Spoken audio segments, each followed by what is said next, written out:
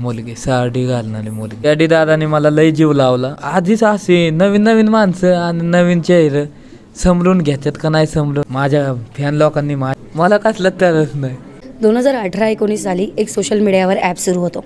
या ॲपवर एक मुलगा व्हिडिओ बनवायला सुरुवात करतो. लॉकडाऊनच्या काळात ते ॲप बंद होतं, पण हे ॲप माझ्या देशासाठी बंद झाले याचा मला काहीही फरक पडत नाही असं बोलणारा देशातील एकमेव मुलगा म्हणजे सूरज चव्हाण. बारामतीसारख्या गावातून या मुलाने आज अख्ख्या महाराष्ट्रावर स्वतःचं वर्चस्व गाजवलं आहे आणि बिग बॉस मराठी 5ची ट्रॉफी त्याने मिळवलेली आहे.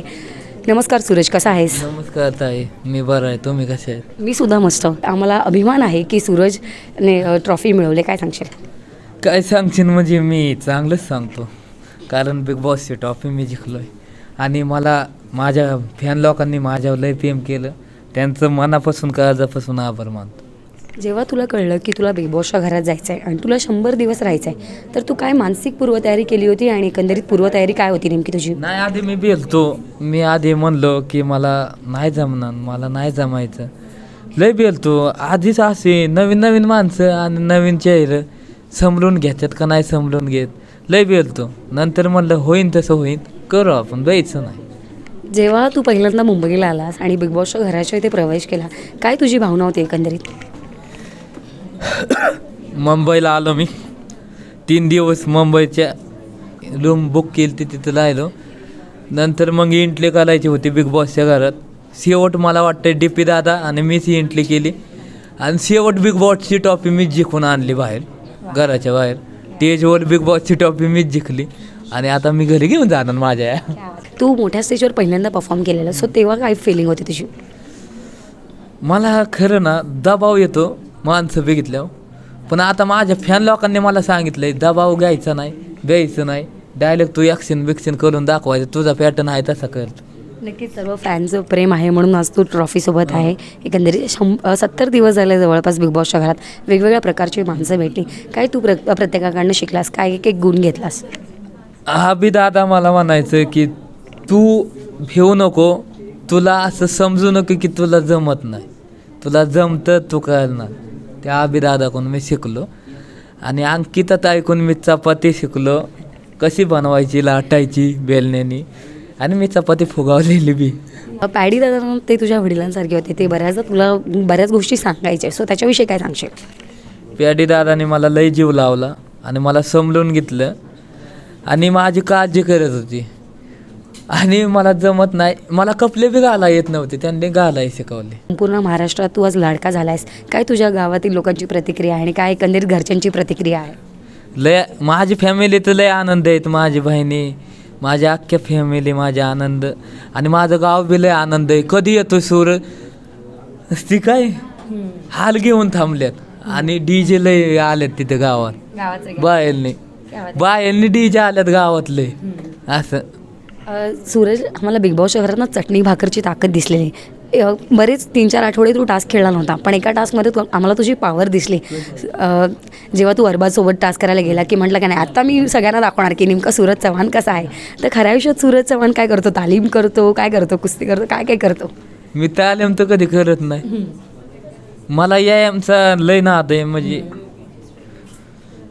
माझी प्रेम आहे. मला यायम एवढं मी करेन आणि मी करतोच.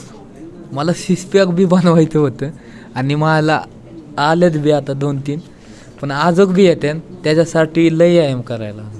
बिग बॉसच्या घरात पहिल्या दिवसात तू गेलास तेव्हापासून तू म्हणत होतास की ही ट्रॉफी माझी आणि ती ट्रॉफी मीच घेऊन जाणार, आणि हे वाक्य तू खरं केलं. तुझ्या जे आवडते तुझे जे प्रेक्षक आहेत त्यांना तू दाखवून दिलेस की ही ट्रॉफी मी मिळवली. सो याच्याविषयी काय सांगशील? ह्याच्याविषयी काय सांगायचं, त्यांना माहिती त्यांचा लहान भाव कसा आहे आणि ते बोलतो ते करतोच. सुरुवातीला बिग बॉसच्या घरात तू काही आठवडे शांत देखील होता, तर त्याच्याविषयी काय सांगशील? कारण बऱ्याचदा तुला असं होतं की तेवढा पण कॉन्फिडन्स येत होता, आत्मविश्वास येत नव्हता की लोकांशी बोलायला, टास्कमध्ये खेळायला. सो त्याच्याबद्दल काय सांगशील? आता कधी कधी असतेच ना, बिहा असतेच ना, नवीन माणसं काय काय बोललंच, काय बी बोलतात ना, काय लोकांना राग येतो वगैरे. हा, काय लाग नाही, काही बोलते. आता निकी कशी बोलत होती काय बी मोठ्या माणसाला, तसं नाही बोललं पाहिजे. त्यामुळे मी म्हणलं नको काय. आणि आपण लय मोठ्या स्टेजवर आहे, लय मोठं बिग बॉसचं घर आहे. अख्ख्या महाराष्ट्रात नाही जगात दिसतंय बिग बॉस मराठी. हे शिलो म्हणजे मोठ्या पडद्यावर. निक्की आणि जान्हवींची जी बऱ्याचदा घसरली होती, तू कधी त्यांना समजवण्याचा प्रयत्न केला का, तुम्ही असं मोठ्या माणसांशी बोलला नाही पाहिजे? मी लयवाल्या म्हणलं त्यांना. काय बोल जान्हवी ऐकत होती वाईस पण नंतर बी करत होती, पण ऐकलं तिने शेवट. वाईच ऐकलं जान्हवीनं, थोडं थोडं ऐकलं म्हणजे हां. ऐकलं. हां. काय सांग आणि की नंतर मग आता संपत आल्या मग ते शांत, म्हणजे आता आनंदात राहिले, खुशीत. बिग बॉसच्या घरात सूरजचा फेवरेट मित्र कोण होता? एकदम गट्टी जमलेली शेवटपर्यंत असा कोण मित्र होता?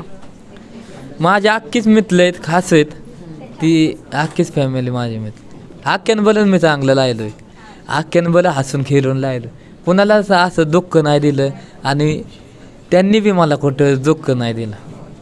सूरजला लग्न करायचं आहे, सगळ्यांनाच माहिती आहे, संपूर्ण महाराष्ट्रातून. आता तू इथून गावात जाशील ना, तुला खूप सारे रिश्ते यायला सुरुवात होणार आहे, खूप सारे मागणे यायला सुरुवात होणार आहे. सो सूरजला नेमकी कशी मुलगी पाहिजे आम्हाला जाणून घ्यायचं आहे.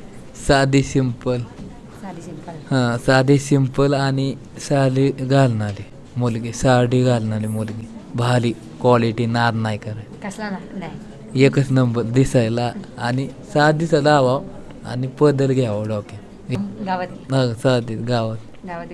हां. एवढे दिवस 70 दिवस बिग बॉसच्या घरात तू घालवलेस, काय एक तू शिकवण घेऊन जातोयस बिग बॉसच्या घरातून? शिक्षण म्हणजे त्यांनी मला इतकं प्रेम दिलं, आई बापासारखं, माझ्या आई आप्पासारखं प्रेम दिलं बिग बॉसने, लय प्रेम केलं, समजून घेतलं, काळजी घेतली आणि मला ती जमत नव्हतं ती जमवून घेतलं त्यांनी आणि माझी काळजी घेतली. बिग बॉसच्या घरात अनेक असे प्रसंग आले की प्रत्येकाचे अश्रू अनावर झाले, पण सूरजने बऱ्याच स्वतःला थांबवलं.